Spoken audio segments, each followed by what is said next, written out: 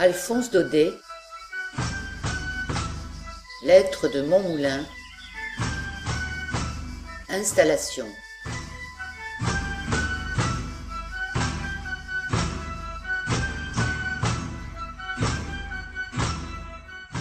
Ce sont les lapins qui ont été étonnés. Depuis si longtemps qu'ils voyaient la porte du moulin fermée, les murs et la plate-forme envahis par les herbes. Ils avaient fini par croire que la race des meuniers était éteinte. Et, trouvant la place bonne, ils en avaient fait quelque chose comme un quartier général, un centre d'opérations stratégiques, le moulin de Genappe des lapins. La nuit de mon arrivée, il y en avait bien, sans mentir, une vingtaine assis en rond sur la plate-forme, en train de se chauffer les pattes à un rayon de lune. Le temps d'entr'ouvrir une lucarne, flotte, voilà le bivouac en déroute, et tous ces petits derrières blancs qui détalent, la queue en l'air, dans le fourré. J'espère bien qu'ils reviendront. Quelqu'un de très étonné aussi en me voyant, c'est le locataire du premier, un vieux hibou sinistre, à tête de penseur qui habite le moulin depuis plus de 20 ans. Je l'ai trouvé dans la chambre du haut, immobile et droit sur l'arbre de couche, au milieu des plâtrasses, des tuiles tombées. Il m'a regardé un moment avec son œil rond, puis, tout effaré de ne pas me reconnaître, il s'est mis à faire et à secouer péniblement ses ailes grises de poussière. Ces diables de penseurs, ça ne se brosse jamais. N'importe, tel qu'il est, avec ses yeux clignotants et sa mine renfrognée, ce locataire silencieux me plaît encore mieux qu'un autre, et je me suis empressé de lui renouveler son bail.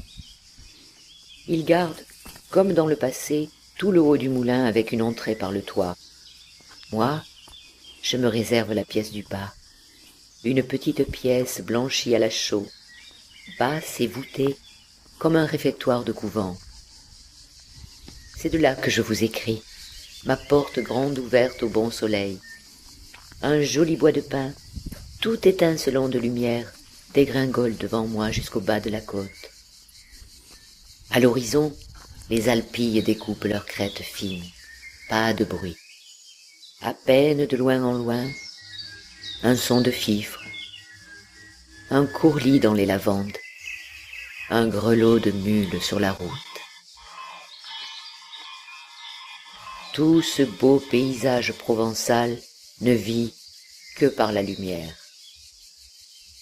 Et maintenant, comment voulez-vous que je le regrette, votre Paris bruyant et noir? Je suis si bien dans mon moulin. C'est si bien le coin que je cherchais. Un petit coin parfumé et chaud, à 1000 lieues des journaux, des fiacres, du brouillard. Et que de jolies choses autour de moi. Il y a à peine 8 jours que je suis installé. J'ai déjà la tête bourrée d'impressions et de souvenirs. Tenez, pas plus tard qu'hier soir, j'ai assisté à la rentrée des troupeaux, dans un mas, une ferme qui est au bas de la côte. Et je vous jure que je ne donnerai pas ce spectacle pour toutes les premières que vous avez eues à Paris cette semaine. Jugez plutôt. Il faut vous dire qu'en Provence, c'est l'usage, quand viennent les chaleurs, d'envoyer le bétail dans les Alpes. Êtes et gens passent 5 ou 6 mois là-haut, logés à la belle étoile, dans l'herbe jusqu'au ventre.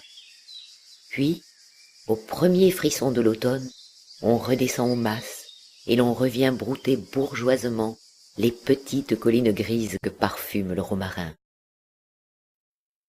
Donc, hier soir, les troupeaux rentraient. Depuis le matin, le portail attendait, ouvert à 2 battants. Les bergeries étaient pleines de paille fraîche. D'heure en heure, on se disait « Maintenant, ils sont à Eyguières. Maintenant, au Paradou. » Puis tout à coup, vers le soir, un grand cri « Les voilà !» Et là-bas, au lointain, nous voyons le troupeau s'avancer dans une gloire de poussière. Toute la route semble marcher avec lui. Les vieux béliers viennent d'abord, la corne en avant, l'air sauvage. Derrière eux, le gros des moutons, les mères un peu lasses, leurs nourrissons dans les pattes. Les mules à pompons rouges portent dans des paniers des agnelés d'un jour qu'elles bercent en marchant. Puis les chiens, tout suants, avec des langues jusqu'à terre. Et deux grands coquins de bergers, drapés dans des manteaux de cadirou, qui leur tombent sur les talons comme des chapes. Tout cela défile devant nous joyeusement et s'engouffre sous le portail en piétinant avec un bruit d'averse. Il faut voir quel émoi dans la maison. Du haut de leur perchoir, les gros pans vert et or à crête de tulle ont reconnu les arrivants et les accueillent par un formidable coup de trompette. Le poulailler qui s'endormait se réveille en sursaut. Tout le monde est sur pied. Pigeons, canards, dindons, pintades. La basse-cour est comme folle. Les poules parlent de passer la nuit. On dirait que chaque mouton a rapporté dans sa laine, avec un parfum d'Alpes sauvages, un peu de cet air vif des montagnes, qui grise et qui fait danser. C'est au milieu de tout ce train que le troupeau gagne son gîte. Rien de charmant comme cette installation.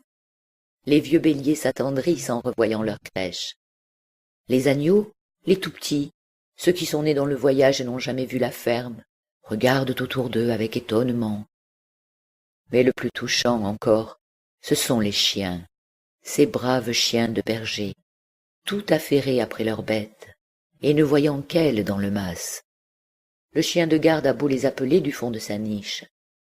Le seau du puits, tout plein d'eau fraîche, a beau leur faire signe, ils ne veulent rien voir, rien entendre, avant que le bétail soit rentré, le gros loquet poussé sur la petite porte à claire-voie, et les bergers attablés dans la salle basse. Alors seulement, ils consentent à gagner le chenil, et là, tout en lapant leur écuellée de soupe, ils racontent à leurs camarades de la ferme ce qu'ils ont fait là-haut, dans la montagne, un pays noir, où il y a des loups et de grandes digitales de pourpre, pleines de rosée, jusqu'au bord.